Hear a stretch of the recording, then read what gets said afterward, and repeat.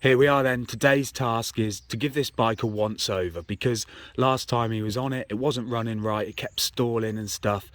I'm going to check the valves, the timing, and just clean the carb out and see if that makes a difference. But he should be ashamed of himself. He should be really, well, this is disgraceful. It's disgusting. Look, he hasn't been on it for over a year. It's been left in storage like this.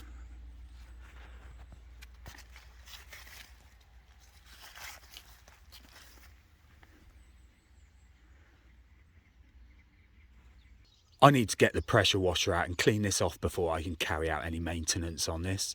I'm really disappointed with him about this. And here we are. This is the original WPB 170 Detroit. Will probably break, or will push back, whatever you know it as. This is the original LADA. LADA? Oh, who's got the LADA now? My first impressions then, I suppose I'm not angry, I'm just disappointed. It's severely been neglected.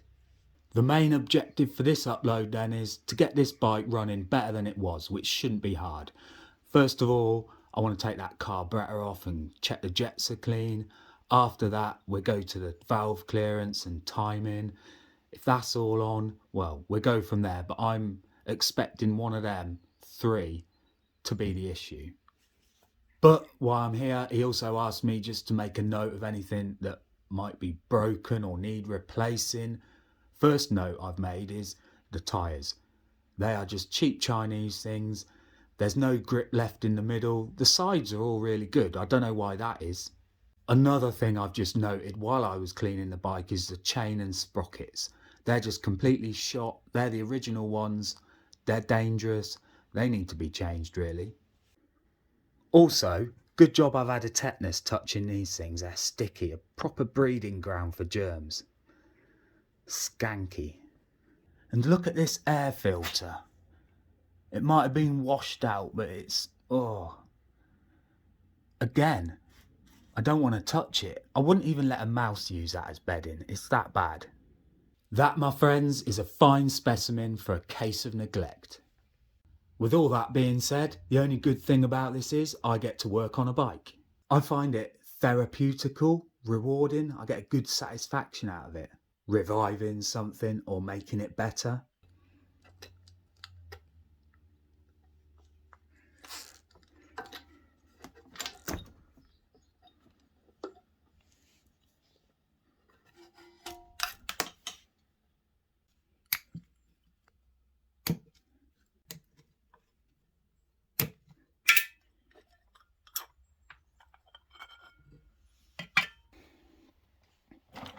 Just look at the state of the fuel that's come out of there.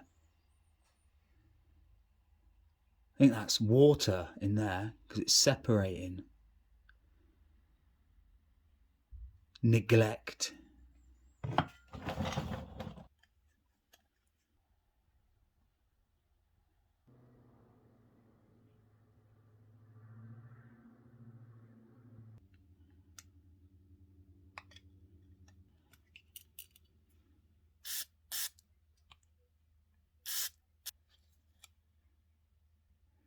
And the carbs all together now and back on the bike. There was 3 observations I made there which could have been contributing or would have been contributing towards the bike running like a dog.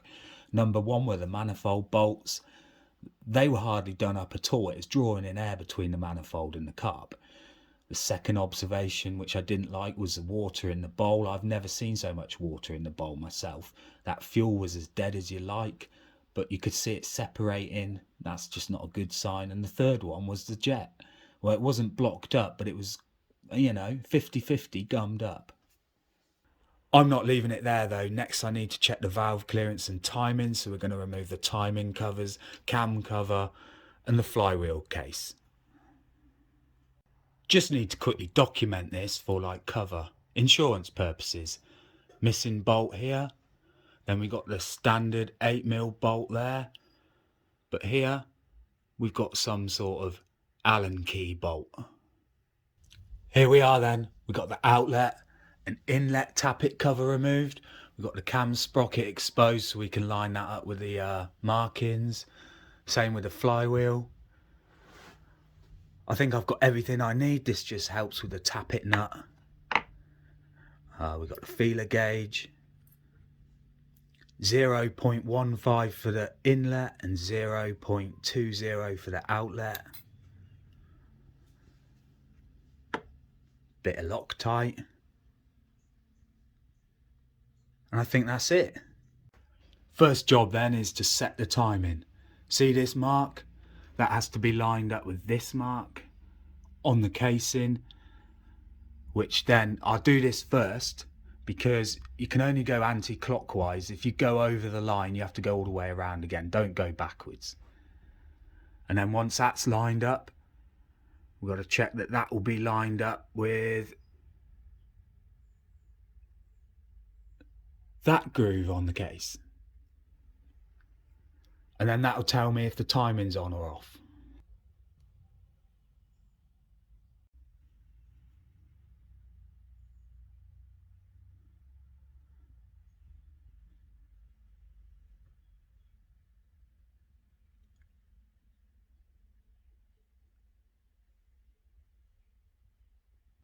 Now I know the timing's bang on, I can check the tappets. And you can get a good idea once you've done it a few times just by trying it yourself, and you just get a good feel for it. It's like anything. But I can already tell that feels all right. I will check. Now I think that feels loose, only slightly. I can't imagine that's done itself up, although that does feel tight, but something doesn't feel right is what I'm trying to say. So now we check.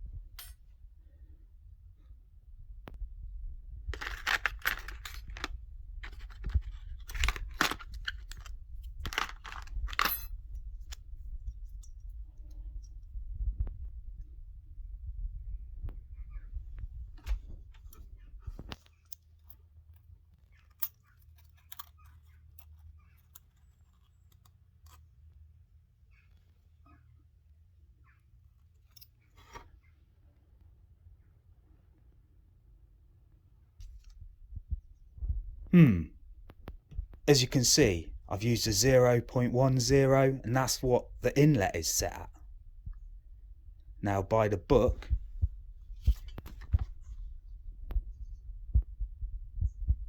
that tells me it's wrong. Now this is fiddly. I'm going to have to put the camera down to do this one. Or just use the tripod.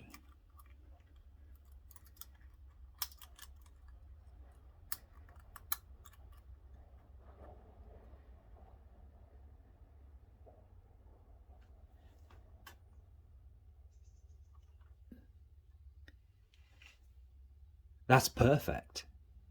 So it's the inlet that is the problem, and we've got to adjust that now.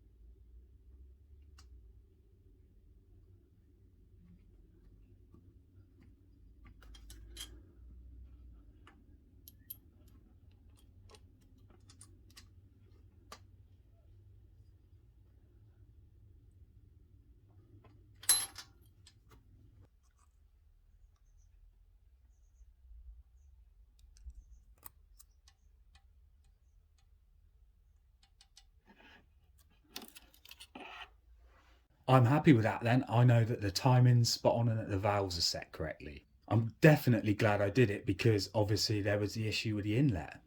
It's all good to go now then. All I need to do is slap it back together. But I just got to say that is the 4th issue I've found with this bike now today that could be causing this bike to run as rough as anything. Spark plug 0.6 to 0.7 mil.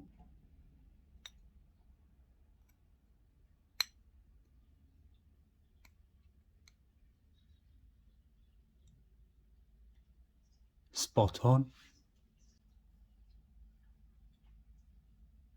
Does look a bit worn though. I'm not sure what that sign is. Running rich. Maybe. The bike's all back together now then. As you saw, we had 4 issues. They're all resolved now. Hopefully, I'm quietly confident that this bike should run pretty much spot on. I can't see why it shouldn't, put it that way. But before I try and fire it up, I just want to remove all that old fuel because I expect that, knowing Bullhead, it's as dead as a dodo. Flat as a pancake, whatever you want to call it. Look at the colour of this. Looks like flat iron brew. Doesn't look healthy at all. There's hardly any smell from it. That's terrible. And finally, we got the compression test. I've got the air filter removed. I'm going to hold the throttle wide open. We're going to give it a few kicks and see what sort of compression this engine still has or doesn't have.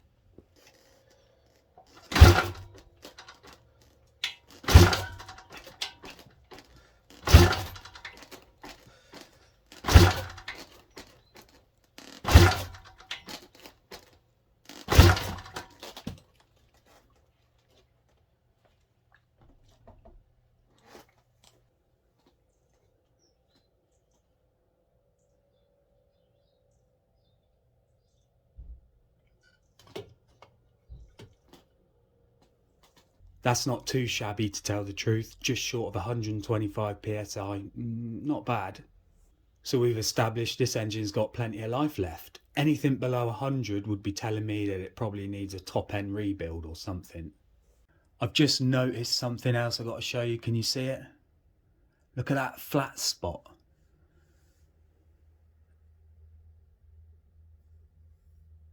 Oh, you can feel that. Not sure what it will look like on the camera, but if you've got a good eye, you'll be able to pick that up.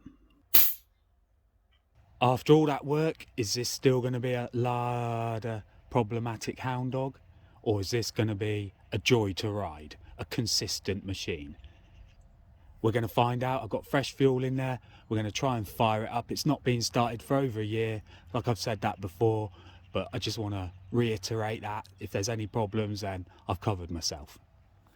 The choke's on. Now I want to give it a little bit of a prime. Then I'm going to give it some solid kicks.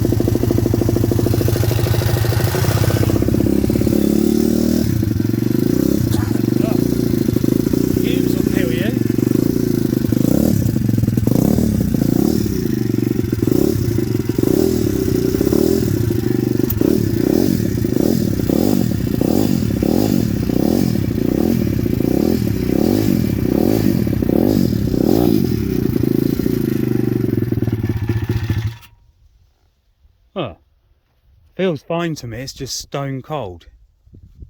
I actually can't believe how easy that just fired up. Literally, whilst I was giving it a prime, I overstepped and give it a bit more power than I wanted to, and it just fired up.